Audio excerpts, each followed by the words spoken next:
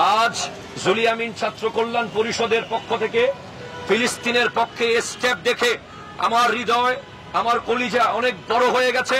কারণ বাংলাদেশে যে কোনো রাষ্ট্রীয় ইস্যুতে, যে কোনো ইসলামী ইস্যুতে, যে কোনো ধর্মীয় ইস্যুতে সারা বিশ্বের মুসলমানদের পক্ষে জামিয়া আহমদিয়া সুন্নি আলিয়ার একক ছাত্র সংগঠন জুলিয়ামিন ছাত্র কল্যাণ পরিষদ প্রথম থেকেই আজ পর্যন্ত মাঠে আছে। ঠিক কিনা কথা বলেন?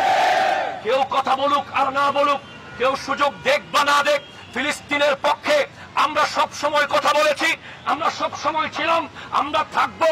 কারণ আমরা মনে করি ফিলিস্তিন আমাদের ভাই বোন, তারা আমাদের সাথে সম্পৃক্ত ইসলামী ভাবে, ইমানি ভাবে।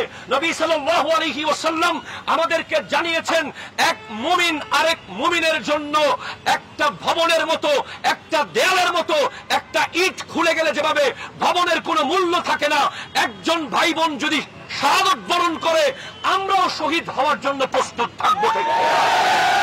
অনেকে আমাদেরকে বলে যে আমরা নাকি সারাক্ষণ মাহফিল আর মাজার আর মিলাদ নিয়ে ব্যস্ত থাকি। না না না, আপনারা দেখে নিন, আজ মুরাদপুর চত্বরে আমরা ফিলিস্তিনের পক্ষে কথা বলেছি। জোহরের পরেও বলবো, আসরের পরেও বলবো, যখন ডাক আসবে আমরা প্রস্তুত থাকবো। শুধু তাই না, ওয়াল্লাহে যদি বাংলাদেশ থেকে ফিলিস্তিনের পক্ষে যুদ্ধ করার জন্য কাউকে যাওয়ার সুযোগ করে দেওয়া হয়, আমরা সবার আগে প্রস্তুত থাকবো। ঠিক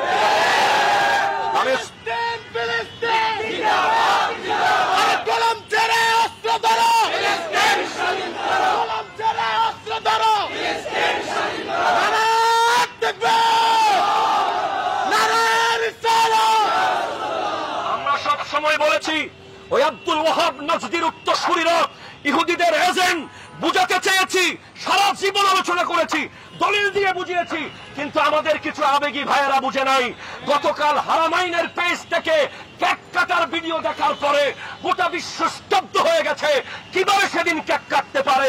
যদি গতকালের ভিডিও নাও হয়, গতকাল হারামাইনের পেজ থেকে গাজার পক্ষে পোস্ট করার দরকার ছিল। কথা বলেন ঠিক কিনা?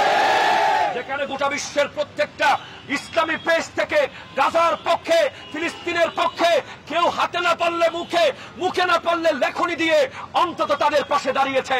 তখন আমরা বিশ্বের বড় বড় আরব লিডারদের we are so much surprise, we are very surprise to see the silence of Arab leaders. আমরা বুঝে গেছি তারা মুসলমানের এজেন্ট নয়, তারা ইহুদিদের এজেন্ট। ঠিক কিনা?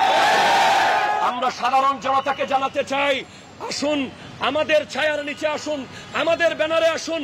আমরা সব সময় সত্যের পক্ষে, ন্যায়ের পক্ষে, নবীর পক্ষে, ইমানের পক্ষে, ইসলামের পক্ষে। শুধু ফিলিস্তিন নয়, আমার পাশের দেশ ভারতেও যদি মুসলমানের উপরে আঘাত আসে আমরা সবার আগে যেতে প্রস্তুত থাকবো ইনশাআল্লাহ। আসসালামু আলাইকুম ওয়া রাহমাতুল্লাহি ওয়া বারাকাতুহু।